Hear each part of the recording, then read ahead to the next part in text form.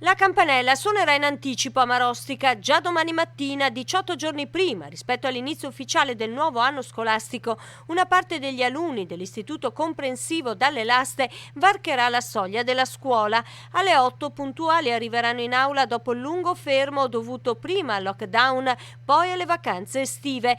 Inizieranno i bambini che hanno bisogno di potenziare l'italiano. Quanti ragazzi entreranno? Sono 25-30 ragazzi.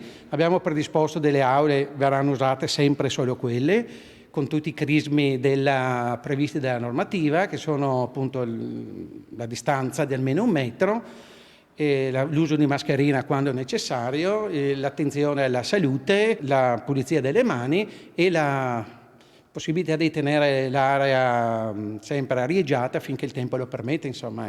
Le aule sono state preparate per accogliere i bambini nel rispetto delle norme per il contenimento della diffusione del Covid. Adesso qui è quasi predisposta, mancano solo i bollini adesivi da mettere sotto i banchi in modo tale che quando i bambini dovessero alzarsi o muoversi non facciano cambiare di posizione il banco. Ecco, vedete la postazione della maestra è ridotta pure a un banco e qui abbiamo la LIM e tutta la strumentazione, quindi finché la maestra rimane qui può non usare la mascherina. Quando dovesse camminare tra i banchi invece non c'è più il distanziamento di 1 metro e deve utilizzare la mascherina.